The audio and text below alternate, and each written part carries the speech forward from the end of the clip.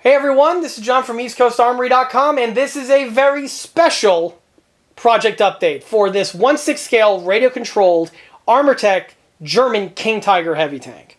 Since the last update video, the last of the tank's details have been added, and at this point here, this model is ready for paint. I repeat, this is no drill. The tank in this video is ready for paint. Yes, I know, it's been a while, but we finally come to it, everyone, and I'm glad that you all have been with me. Or, if you haven't, be sure to subscribe to the channel in order to stay up to date. In this video, we're going to be going over all of the remaining details that were needed to get the model up to the condition that we have here. So let's go ahead and just go right into it. So picking up exactly where we left off in the previous video, on the rear portion of the King Tiger near the antenna well, there's this very unique triangular shaped axis panel that is fastened in place with a number of fasteners. Well, in the other video, I went ahead and talked about the design of the component, but here you actually get to see the printed component in hand. The unit that we have here is a pre-production prototype, and the actual production units are going to be slightly different with the material. However, quality-wise, they're going to be basically identical. The set is listed on the EastCoastArmory.com catalog, and with the pre-production unit in hand, you really get a good idea on what the component is going to supply with in terms of the overall shape as well as the detailing. So, the reason why I even had to make this component was the kit actually does supply you this piece. It's just a laser cut piece of CNC aluminum with the appropriate thickness, and then you just bolt it to the appropriate sections on the model. However, during the course of construction, the metal one was misplaced somewhere in the shop, so I decided I could make a new one. Well, it was kind of like falling down a rabbit hole, because at first I was just going to make a new triangular plate out of some metal. You know, it doesn't seem that complicated to make, and I do have another King Tiger on hand that I could use as a template. However, when I looked at photographs of the real unit, I saw that the piece can use a little bit of enhancement. You see, the stock Armortek component does the job just fine if you just want to use it, but as comparing it to the real one, it has some different geometry to it compared to just a standard triangular plate, and that's what we have right here. You'll see that it's not exactly a triangle, and it has a very unique shape to it. And on top of the shape, we also have some other details. These details will include the 3 mounting fasteners, but also you can see that the fasteners are held in place with small little lock washers. All of these details are integrally printed onto the ECA piece as one printing, so the part is just ready for installation from the get-go. Also, another difference between this and the production unit is that the production unit has 3 stems that emerge from the bottom portion here of the plate, so it allows you to index onto the kit, and it should line up with the holes that are present on the deck. In addition to the plate, you'll also see several fastener heads found in this section over here. These fasteners are used to secure the antenna well to the bottom portion of the plate.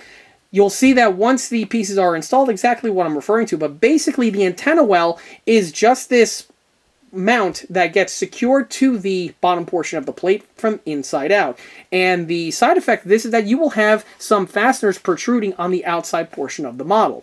These are absent on the stock Armortek kit, but are supplied with the ECA set here. This is just meant to be a drop-in installation onto the Armortek, or really any 1/6 scale King Tiger or Yag Tiger model that is on the market. And after a minute or two, you can see how the pieces are installed, and they go on really quickly with hardly any effort. The plate just indexes with the 3 kit supplied holes that are found in the plate. And then this section over here has these 3 fasteners that I just touched upon. Now that everything is installed, you can kind of get an idea on how the installation on the real unit was utilized. So the antenna well that you see here on the real unit is comprised of 2 components. The first is the top plate, and the second is what becomes the antenna well. The plate just has this large hole that's drilled into the surface, and then there's this other plate that gets secured to the bottom portion of this area over here. This is held in place by 4 fasteners. You can see 3 of them right over here, and the last one is a double duty type fastener, where we can see it right over here where it secures the plate in its location, but it's also used to secure this plate to the deck of the vehicle. On these 3 fasteners here, you'll notice that the fasteners are inside out, where we have the head of the bolt on the inside of the vehicle, while on the outside we have the small little nut that protrudes, along with a little portion of the fastener itself. All of these details are again integrally printed on the ECA piece, and the only place where this is not found is on this fastener right over here that secures this plate in its location. As for what this component is for, honestly, I don't really know. If any King Tiger aficionado out there is watching this and does know this information, feel free to mention this in the comments section listed below. From the antenna area brings us to this location over here, and this was something that I did want to revisit. On the previous video, I mentioned that on the rear portion of the King Tiger, there are a number of these hooks that are around the fan area, and this is meant to hook up cables in order to lift these locations off the vehicle in order to get access to the machinery underneath. Well, the hooks were a 3D printed set that I designed. However, when I was designing the components, I made an error with the number found on the runner, so I was short by 1 unit. Well, here you get to see the replacement 3D printed component found on this model. This one is made out of a slightly different material compared to the ones that are supplied on the set, and I'm just utilizing this material here just for this one example of this model. The 3D printed set on the ECA catalog has been updated, so when you receive the components, they should have the appropriate number of these hooks that are present. I have had an order or two of these components, and the ones that shipped were the ones with the wrong number. Fortunately, I printed a number of these pieces here, and they will be dispatched to the appropriate customers. Obviously, for the installation, it just gets secured directly to the top of the vehicle with a drop of glue. The very last bit of equipment that needs to be added to finish off the rear engine deck area of the King Tiger are the rear deck grenade grills. And this is something that I've been wanting to design now for a very long time. Basically, I've been wanting to produce these since I had to scratch build my own set when I built my Armortek King Tiger about 10 years ago. The only difference is on that build, I had to go ahead and scratch build all of this here out of metal, and obviously with the way the geometry is, it was definitely something that was not an easy thing to do. But fortunately, thanks to my experience on that build, I was able to transition many of the techniques that I underwent with that in order to fabricate the examples that we have here. The examples that we have here are pre-production samples of the EastCoastArmory.com King Tiger rear deck grenade grills. Now, if you're watching this and you're scratching your head saying, John, this sounds a bit redundant because I could swear that you already mentioned grenade grills in a previous video or two, and the answer is yes, you are absolutely correct. But that's the Germans. The Germans figured that, yes, they needed an extra set of protection for the rear grill work area of the King Tiger because one set of grills was just not going to be enough. It shows you just how vulnerable these German tanks were to attacks from infantry, namely with the use of Molotov cocktails. Now, what you're seeing here is just the second half of the equation. The first half is this large duct looking like object that gets bolted to the bottom bustle section of the turret. I already talked about this in a previous video, and as I mentioned in that video, there are a secondary set of grills, and here we have the frames right here. Although they kind of look like an angry superhero mask face, but regardless, this is what the pieces look like. What's also interesting to point out is that the set that we have here is the versions designed for the so-called Henschel turret and the Porsche design turret, which Porsche obviously had nothing to do with the design. I have to mention that, by the way, because I'll have some edgelord in the comment section remind me that, even though I already know that information. But regardless, the Porsche versions are actually very similar, but they are much longer in comparison to the Henschel ones. Henschel ones are a little bit more abridged. Regardless, these pieces here are 3D printed components. And for this model, I'm using this medium because this is really more or less a rough pre-production prototype, and I'm not sure if I'm going to utilize this for the production units or if I'm going to go with the white nylon as I've done with several other components that I've touched upon on this channel in the past, but we'll see as time goes on. However, with these here, you get a basic idea on what the parts look like. So what we have here is just the framework. And the framework was really the hardest part on these components if you ever try to scratch build one because of the geometry required to bend metal into this type of a shape and also with this type of a format. I can attest how tricky it is. I was obviously able to do it, but if you don't have any experience in metalwork, it's not going to be that easy. What you do not see at this time is the mesh work, which is going to be inlaid on the inside portion over here, and it's going to complete the look of that. Also, what you don't see at the moment are the little connecting points that will secure this to the rear deck work. I have those components that are right here in this little bag of 3 printed parts. And you can see these little brackets over here. These are going to be attached to this section when the time comes. Now, one thing that is going to be a challenge engineering-wise is that I need to make these removable because, as I mentioned before, the rear deck on the Armortek King Tiger is technically a removable part, although it's not something you need to do very often, but it is something that in case the need arises, this unit here must be able to disconnect. So this adds a little bit of extra layer of complexity compared to, you know, just making it a permanent add-on piece, which again also has its intricacies in terms of difficulty. But regardless, this one here, I've tried to match it onto the vehicle, and it does fit, and it does somewhat clear the turret bustle. However, I do need to make some hand-fitting mods to this section over here, and then from there, I'll be able to translate these into the actual production units. And it's because of this why these units are not yet posted on the catalog. But rest assured, as soon as the appropriate modifications are made, I'll be able to make them to the CAD file, and then I'll be able to release them as a general release on the ECA catalog, to which they'll be listed with all the other components. The other thing you'll notice on this portion over here, we have this cutout. This is to clear the fan guard. And again, this was something that I also need to revise because upon testing, that it was actually making contact with the fan guard too early, and it was actually causing some problems with the turret with its clearance. So again, it's a rough idea, but it's definitely a good start for me to modify and to go ahead and proceed, as opposed to scratch building this thing outright out of metal. So as for the materials, like I alluded to before, this is a filament-based print, which is why you can see some print lines on some of the sections over here. This is something I'm going to polish away, and then once it's polished away, it'll be nice and smooth, as I mentioned on several of the other prints with a similar media found on this build. With the units temporarily fitted to the rear deck, you can see how it fleshes out this area, and it really does change the shape of the vehicle compared to leaving the vehicle without these sections in place. So now that you've seen what it looks like, I'm going to go ahead and off camera make the necessary modifications in order to hand fit these pieces so that they fit onto the rear deck, and also most importantly have the proper clearance for the turret to rotate. So let's cut across to when that has already been accomplished.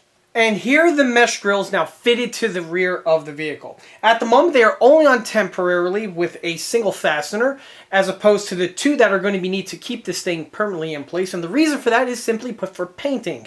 These pieces are painted off the model, and then everything gets assembled in a permanent manner once the appropriate time does come. However, as you can see, the fabrication is all done. The installation work is also completed. In order to fit these in place, I had to go ahead and obviously use fasteners for this, because with this location over here, with that giant turret bustle that's going to be more likely in this area a good portion of the time, these really have to be as out of the way and as firmly mounted as possible to prevent any sort of snagging. And in order to do that, the method of choice is, of course, fasteners. Now, what makes this a little bit tricky of an installation is because of the split nature of the deck. As I've mentioned before, the rear portion of the deck over here is staying on the tank, while this section here is removable to get access to the electronics if the need be arises. And with the way these things are fitted in place, they're in a really interesting location because they kind of bridge the gap between the 2 sections of the plate.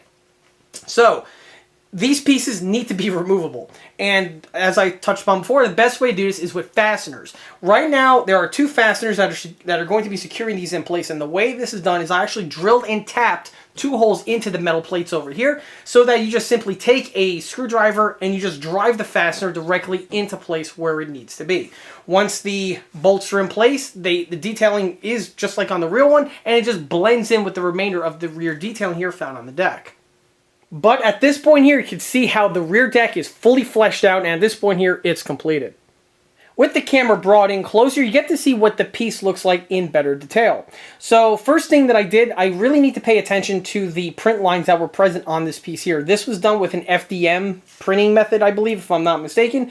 So it is going to have some filament-based print lines present on the tooling, or at least this pre-production unit did. When the actual production units go into production, I'm not sure if I'm going to roll with this method or if I'm just going to opt for the more expensive method with the nylon print. But again, this is something that is going to be more costly. But this is something that I am going to figure out as time moves on. Regardless, you can see that the bodywork has all been accomplished. The print lines were all sanded away flush with the use of super glue and just sandpaper. That's really all that was used. I threw some layers of glue on there. Once everything was fully set, I hit it with a palm sander and also some hand sanding, giving you the result that you have here. Once the sanding is completed, it definitely blends in perfectly with the remainder of the vehicle, and there's no way to tell that this thing was once 3D print. The second thing that I had to do to the frame was to do some hand fitting. This is something that I really can't do on the production sets. This is going to be the type of thing that the builder is going to have to fine tune and make some certain adjustments themselves in order to get it to fit on their tank. And the reason why I say this is because with the way the deck is, there are certain protrusions here or there, and these need to be made cleared on the frame over here in order to get the piece fit in place. And depending on the tank you're working on, it's going to change somewhat the nature of these cutouts. And from what I've seen on the real King Tiger, this was actually pretty similar in what I've seen on the actual examples. These pieces here were more or less an afterthought and were something that was basically an upgrade that was done almost in field from what I was able to tell. And because of that, these pieces were, the crews were just left to put them in place. And so it's sort of like those HVAC guys, when you see them work, they're always making, with tin snips here or there, some adjustments to get the thing to fit in place. That's basically what I was able to determine on how these things are actually installed on the real vehicle. So the provisions for securing the piece are going to be supplied. They're not going to be glued on because, again, this is going to depend on the fit of the builder at hand. However, the pieces are going to be supplied, and you're going to have the shape of the part complete. And again, with the Dremel, with a few snips here or there, you'll be able to make the appropriate cutout so that these pieces better fit for your needs. Then, the next thing to mention is the mesh work. Obviously, the whole point of the frame is to have this mesh in this area to prevent any sort of foreign particulate, in this case it's going to be a servo star, be thrown in there to fall potentially into the grenade, or into the grill work here, and causing some serious damage to the vehicle. And, as you can see, it worked just fine. The mesh work that is used is the same exact mesh work that I touched upon with the other grenade grills that are found on the vehicle. You can see some over here as well as underneath. And this is, again, the aluminum varmint mesh. This is, by the way, going to be supplied with the ECA sets, as they are with the other ones that I touched upon in the previous video. The mesh needs to be basically trimmed to shape, folded by the builder, and then glued to the inside portion of the frame. I don't have, at this point, any provisions for actually securing in place like a little piece of plastic that you glue on. On this one here, I was experimenting with some sections of just Plastruct, where once the frame is in place, I add an extra bead of glue, throw the Plastruct strip on there, and then once everything crystallifies, I guess that's a real word, we'll go with that. Once everything solidifies, the piece is nice and strong and does have some extra strength. When I was originally designing this, I had the idea of having some sort of a plastic insert that goes into various locations to lock the screen down in place. This may be something I'll dust off and pursue further, but we'll see how it progresses once these ones here have a little bit more R&D into them. But so far, they're looking really, really good, and I think they'll be able to do the job just fine. Obviously, the whole point of these grills here would be completely worthless if it wasn't for the fact that they not only secure onto the vehicle, but are able to secure onto the vehicle and do not, most importantly, inhibit the turret either being fitted in place or, more importantly, rotating. And as you can see right over here, there's plenty of space in between the other section of the grenade guard that I touched upon in a number of videos earlier and the new engine deck portion of the grenade guards. In the next video, where I take this bad boy out for the last pre-paint test drive, hopefully, fingers crossed, I'll be able to rotate this turret on film, and you'll be able to see it operating flawlessly without any sort of problems with any contact with the grenade grills. But so far, I was able to test all the parameters. Everything looks like it's going to work out just fine. Knock on wood. With the engine deck area done, the next area to pay attention to was finishing off some of the remaining things left over to do on my to-do list. One of which were the last of the tool posts. And here you can see the tool post here for the axe, which is going to be fixed into this section here after the model is fully painted and weathered. The tool posts are from 6 scale icons. I do have a number of these sets on hand. Sadly, they are no longer in production, and 6 scale icons, the actual owner and creator, passed away about a decade ago now. So these are basically just rolling off the fumes. So as one gets utilized, it's kind of like Highlander, so to speak. In the future, I'm probably going to be making my own tool posts out of a 3D print, but you know, that's neither here nor there. Regardless, here you get to see the old school 6 scale icon ones in usage. And the 6 scale icons components contained all of the pieces for the tool post in photo etch, and they bend together much along the lines as the photo etch on your small 135 scale model, but in this case obviously it's a bit bigger and chunkier. The photo etch bends very, very nicely, and for the longest time, and in my opinion today, it's still the gold standard on these German World War II 1/6 scale tool posts. They are just excellent. And for this build here, you know, no expense should be spared. It's a beautiful build. It's going to be iconic once it's finished, and damn it, it's going to have the best tools. I do have the tools, by the way, and they are going to be affixed to, but again, obviously after everything is painted. The 6 scale icons tools were made out of metal and wood, and they were already pre-built, and they're basically just going to drop into place after the painting and weathering work is done on them, for obvious reasons. But here you get to see what they look like fitted to the model once again. So this one here, actually, I had to fabricate a new top latch. The version I was using, this piece was absent, and obviously since 6 scale icons is no longer, you know, around, sadly, I had to go ahead and reverse engineer one of the straps from the other photo etch component that we have right over here. This one here, the latch is actually made out of a piece of sheet steel. It's the same steel that I use for other things, you know, on my other models. I basically cut it to the exact same parameters as the other one, and then soldered it in place, and as you can see, the piece is still absolutely fully functional, as it is on the original 6 scale icons component. For these ones here, I didn't use any sculpted weld beads to blend them in, because once the tool gets fit in place, the welds actually get in the way, and they prevent the tool from seating in fully. However, for the axe head over here, you can see that the unit was added with the weld beads that you see right here, and this is to conceal the fasteners that are used to actually secure the component to the top deck of the model. From the tool post takes to the bow hatch area, and here you get to see those hooks that I touched upon in a couple videos ago now fitted in place. These are the new EastCoastArmory.com 3D printed hatch hooks. They are a part of a set that contain the hooks for the rear engine deck that I touched upon in a couple of videos ago. But here you get to see what they look like fitted in place. They just drop directly into the appropriate locations here, fleshing out the remainder of the detail. There's technically one bit of detail that still needs to be added, and that's with these holes that we have over here. On the top plate, there's this weird latch looking like hook mechanism thing. Honestly, I have no idea what the hell it's for. If I was to take a guess, it'd probably do something with the hooking up of a cable of some sort in order to remove this from the deck. But regardless, that detailing is something that I went ahead, designed in CAD. I 3D printed it. However, my caliper went full-blown calcucorn on me, and if you don't know what that is, well, that's it, fellas. Line her up to 77 degrees. So the parts were underscaled because it forgot the metric system. I know it's the metric system, who cares, but, you know, unfortunately, I'm going to piss off a few European viewers with that one. But regardless, I was fortunately able to scale the thing up appropriately. The thing was to proper proportion, it was just underscaled. So I went ahead, made the proper adjustments. It's in print right now.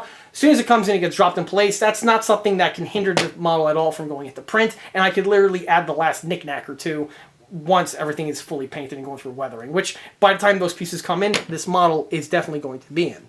Regardless, that's the last bit of equipment added to get this component completed, and those hooks are going to be offered, I believe, either on the set here with these hooks, since everything will be a self-contained package. So this is something that will be discussed probably in one of the last update videos for this project, which is actually coming to a swift end. So let's continue. So hopping to the opposite side, you can see the remainder of the tool post right over here on the top deck, and also we have the shovel affixed right here. Starting with the ones on the top deck, this is for a sledgehammer, and I'm not going to be able to use the 6 scale icons version for this, for the simple fact that I don't have one. But I believe the kid supplied Armorpax equivalents, which are quote-unquote just as good, only this is not being said facetiously, they are just as good as the 6 scale icons ones, so I'm just going to probably polish that one up and use it on this model. The only difference, though, is with the mounts. You'll notice on this one here, they sit higher compared to the ones found on the other tool posts that I already mentioned. With the camera brought in, you get a better idea of what I'm referring to. These ones here need a riser because of the shape of the sledgehammer. If it was just sitting flush on the deck, the sledgehammer handle will not fit inside of the flush mounted tool post, so they need the risers. The risers are fabricated out of the same sheet metal that I touched upon before with the other tool post, and I was able to solder it to the bottom portion of the 6 scale icons tool post, and with the two metals being what they are, they solder very, very well. This, of course, is extremely important because obviously something like this you cannot rely on glues alone, they just won't hold, so the solder is definitely the best way to go. Once they were soldered in place, I went ahead and secured them to the hull that you see right over here, and this was again done with small fasteners, and the weld beads were incorporated into the section over here to give you the added detail, a little bit extra strength, and also to conceal the mounting fasteners, which again is a common feature you're going to be seeing on the remainder of the tool posts. Obviously, yes, they are also fully functional, as the original creator of 6 scale icons intended. The next tool to mention is the shovel, which is mounted directly right here on the front portion of the vehicle. Also, unlike the other ones mentioned in this video, I actually have the actual shovel here that's going to be used on the model fitted in place. The shovel and the two rear tool posts are the original ones from 6 scale icons. However, the one in the front over here is not, and there's a reason for that. The 6 scale icons set originally gives you the shovel holster. Matter of fact, you can see a portion of it over here, and it's metal for you metal fans out there. Unfortunately, the metal one is lacking. This is one of those prime examples of just because it's metal doesn't mean it's better. The metal one is nice and, that it's applied with the set. However, it is a bit lacking in its details. And if you look at the ECA one over here, you'll see that it has the appropriate bracket detail, the weld detail, and most importantly, the holster detail with the correct number of rivets. These are all absent on the metal counterpart. In addition to that, you could also see the lip found on the edge over here, which was lifted directly from a real King Tiger example that I was studying and researching when I designed that piece about a year or so ago. It's actually an older piece now. It's just finally I got a chance to fit it to the vehicle. As for it mating with the 6 scale icons component, obviously it fits extremely well. The latch here just opens up and the piece comes right out. Voila. On the 6 scale icons component, another thing that's really interesting to mention is that this one, just like with the sledgehammer above, needs to be on a riser for the same reasons. And the riser on this section over here is actually supplied with the 6 scale icon set. It's made out of the same photo etch that the remainder of the sections are made of. So I simply just bent it to shape and then soldered it all together, giving you the look that you have here.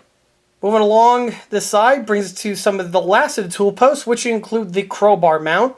The crowbar is affixed right here in this portion of the vehicle, and this is a mix of some spare 6 scale icons latches that I had on hand, and also a new component that I had to scratch build. The 6 scale icons component, if I just move the camera slightly, would include this latch here and this end tab right over here. These were just simply assembled like the other ones and secured in place in the exact same manner. However, the last thing I want to mention is the end point for the pry bar, where it's concealed by this metal holster. The holster is 100% scratch built, and it's not supplied either with the kit or with the original 6 scale icon parts that I had on hand. The piece was simply fabricated out of some sheet metal that I bent to the shape that you see here, and then secured to the model. However, obviously you can't just use glues alone to hold something like this in place. It will just rip off at the most earliest convenience. So it is, of course, held on with 2 small little pins. The pins are concealed under the sculpted weld beads that are present on the top and bottom, and once everything is fully painted, it's just going to blend in with the remainder of the detailing. Moving to the very last tool post that was required to be added to the model, and that is the crank handle that we have right over here. This is a mix of kit original and also 6 scale icons. The 6 scale icons components would include the mounting straps, while the original kit component would be, well, the main pry bar. The pry bar you see here still needs to have some extra tweaks added to it, but this is something that can be added after this point here, and that's going to be something that's going to be discussed on probably one of the last update videos for this project. But you can see how it secures in place. The pieces are on risers because, again, for something like this. It needs to be for the geometry that it is. And the risers are scratch built out of some brass strip that I had in the shop at the time, bent it to shape, soldered it all together, and then promptly fixed it to the side here of the vehicle. Obviously, all the weld beads are added for the same reasons I just touched upon numerous times already. So obviously, I cannot be any more stoked on having this model finally make it to this point. Detailing is all done, guys, which means the last thing I need to do before I get this thing to paint is to take this bad boy out for a final test drive. This is something I have to do in case, you know, something were to peek its ugly head. I could go ahead and take care of it at that point there before, you know, the thing is fully painted and weathered, which wouldn't be beneficial to anybody. So that's going to be the topic of the next video update, which is something that obviously I'm going to be posting soon enough. Once the test drive is done, this bad boy gets its paint. And by the way, the customer and I confirmed what the camo pattern is going to be. I'm not going to tell you right now. Of course, that's going to be something you all going to have to wait on when the time does occur. So, good things come to those who wait. And that's going to be the story of this whole project, really. So, with that, it's time to sign off on this project update video for this 1/6 scale, radio-controlled, Armortek German King Tiger heavy tank. If you like this video, be sure to subscribe to this channel where it's a great way to keep up to date on new posts of content, being new project update videos like this one over here, or the other smaller scale model showcase videos that frequently get posted to this channel. Another way to keep in loop of new posted content is by liking us on Facebook. There I have more photographs of this particular build that have been posted all the way since the project start, as well as photographs of the other larger and smaller scale builds that are found on this channel. Furthermore, don't forget to swing by eastcoastarmory.com for more 1/6 and 1/16 scale builds and detailed components. Thanks again. I'll be seeing you all again on the next one. Take care.